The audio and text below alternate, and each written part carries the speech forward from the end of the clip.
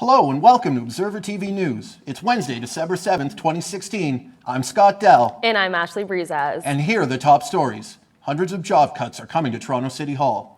The city's first black police officer is being remembered. And Donald Trump gets a big award. And now to our top story. Details surrounding the City of Toronto's 2017 preliminary budget are now available. Officials say that thanks to their careful planning, the $10.4 billion budget is lower than previous years. Budget Chief Gary Crawford says the city will cut between 400 and 500 jobs, but insists the improvements will result in savings. Transportation costs, on the other hand, are expected to increase. TTC trips will rise by 10 cents per ride, and road tolls on the Gardner and Don Valley Parkway have now been approved. Long-term care homes and health programs for seniors are other areas that will probably take a hit. There will certainly be amendments made to the proposed budget, especially after the public gets the chance to voice their concerns. Public meetings on the budget start in January. City Council will debate them in February. Toronto's first black police officer has died. Lawrence McClarty joined the force in 1960 and walked the beat on College and Bloor Street. He was later one of the first members of Toronto's Emergency Task Force, the city's equivalent to a SWAT team. His son, Michael McClarty, says his father did face discrimination from the public and even from his fellow officers. But many officers were highly supportive of McClarty, even during an era of racial tension. He served as a mentor to many officers of color who joined the force after him. McClarty died in Oshawa last week. Funeral services are being held today at Barnes Memorial Funeral Home in Whitby. Toronto police responded to an alarming number of cars hitting pedestrians yesterday. An 87-year-old woman was killed earlier in the day after being struck by an SUV near Bathurst and Sheppard Avenue West. More than 20 calls were made over a 5-hour period during the evening rush hour.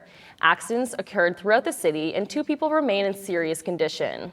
As Toronto's first major snowfall is expected to arrive this weekend, police say drivers should take caution and prepare for winter driving conditions. It appears that the TTC's Presto payment machines are malfunctioning yet again. Riders use the machines to reload money onto their Presto cards, but the devices aren't meeting reliability standards. There are 75 machines currently installed on the TTC, which cost the government $15,000 each. The Presto system has been plagued since it was launched. Earlier in the year, nearly all of the machines went offline. But TTC spokesperson Brad Ross says he's happy these malfunctions are happening now rather than next year when Presto is our only option to ride on public transit. The TTC plans to phase out the old forms of payment by late next year. The number of people using marijuana has nearly doubled since 1996. The Ontario survey results follow a CAMH report that driving under the influence of marijuana is also on the rise. The Canadian government is expected to legalize recreational marijuana next year, and the repercussions could be dangerous.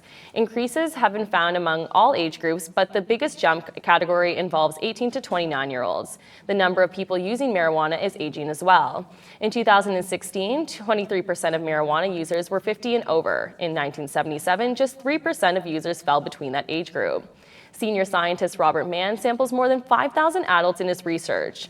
It shows that getting high on marijuana increases the risk of being involved in an accident. A program called Weed Out the Risk, developed by a nonprofit called Springboard, is attempting to educate high school students. As future legalizations near, program managers want to tackle pending road safety issues before it's too late. Scarborough has been declared secure after police found a potential bomb in a garage Monday night. Even now, though, Toronto police aren't sure yet if the device is in fact an explosive. Officials ordered the area around Scarborough Golf Club Road evacuated Monday night after the bomb was discovered. Police sent in a robot to safely remove the device, which a bomb squad would later dispose of. A suspect has been charged with possession of explosives, but the police haven't released his name at this time. And that's your first look at local news. We'll be back with international news after the break. Hello and welcome to the Journal. We are artists, writers, and storytellers. We are communicators, innovators, and collaborators. We are leaders, creators, and achievers. With one thing in common: a passion for storytelling. Bring life to learning at Centennial College.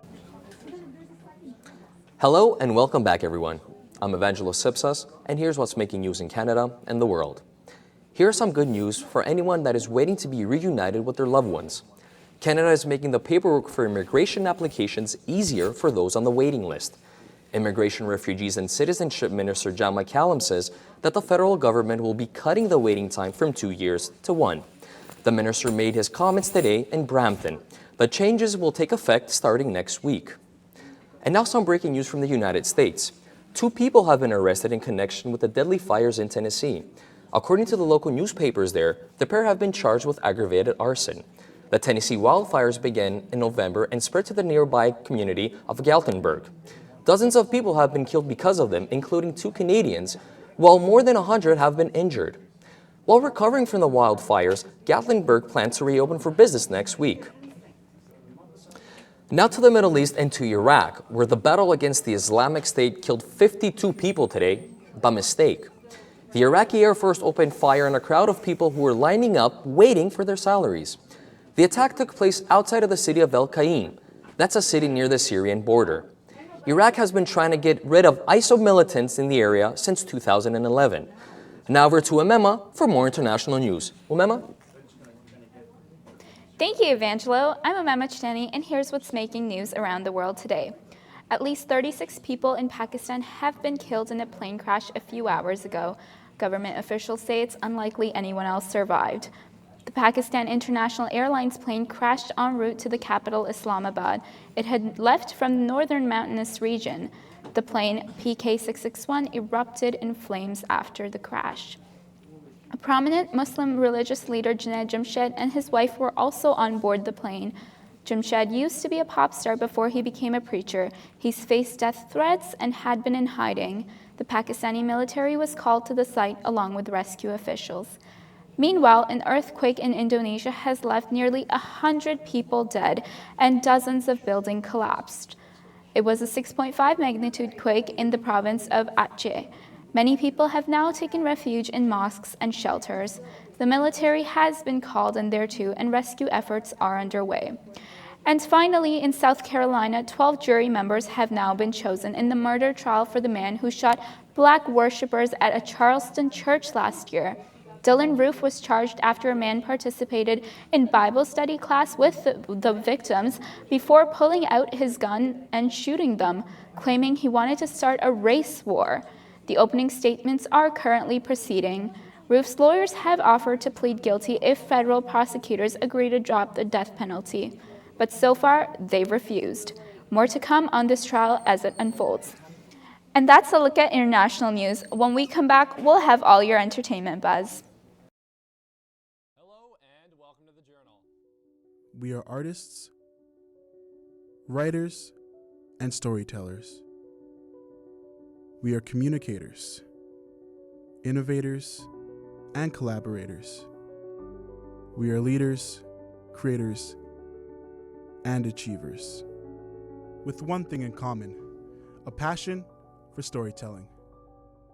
Bring life to learning at Centennial College. Welcome back, and here are your entertainment headlines. Donald Trump is Time Magazine's Person of the Year. The cover reads, President-elect of the Divided States of America. The Time editor, Nancy Gibbs, says Trump was the straightforward choice. Trump later told the Today Show, it's a great honor and it means a lot to him. And just like in real life, Time said Senator Hillary Clinton came in second place for the annual recognition. Beyoncé runs the Grammy world. The 2017 Grammy nominations are in, and Queen Bee leads the way with 9 nods. She's the most nominated woman in Grammy history, 62 times so far. Rihanna, Drake, and Kanye West are tied for 8 nominations each. Some fans thought there would be issues because Beyoncé's album, Lemonade, was nominated for the Best Album of the Year and Best Song of the Year, but Rihanna's ante wasn't.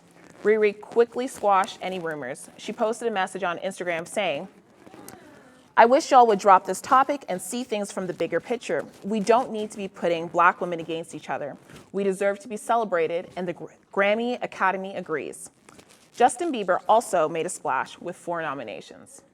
2016 crowned Mark Ronson's Uptown Funk Record of the Year. Album of the Year went to Taylor Swift, and Best Song was Ed Sheeran's Thinking Out Loud. Comic book fans, the trailer for the second reboot of Spider-Man drops at midnight. The highly anticipated Sony Marvel project Spider-Man Homecoming trailer will debut on Jimmy Kimmel Live. Marvel's Twitter account released a teaser trailer for the trailer earlier today. The film is being hailed as Marvel's most diverse superhero movie thus far, with stars like Zendaya, Tom Holland, Donald Glover, Tony Revolori, and more. Spider-Man Homecoming will be in North American theaters July 7th, 2017. A lot is happening in the entertainment world and the film world, and Rose is here with even more on that. Rose? So Jennifer Lawrence and Chris Pratt gave some New York film students an unexpected lesson. The students from the award-winning Ghetto Film School were at a Sony Square to video themselves doing the Mannequin Challenge. They were inside a promotional installation for the new movie Passengers, which is coming out this Christmas season. Pratt and Lawrence star in the film. All of a sudden, the two actors arrived unannounced. The kids got the chance to ask questions and take photos with the Hollywood celebrities. Time magazine has named Donald Trump Person of the Year. They made the announcement today. The president-elect told NBC that he's honored and it means a lot. Time magazine awards the Person of the Year cover to someone who made a big influence on events throughout the year, for better or worse. The issue of the magazine reads, Donald Trump, President of the Divided States of America.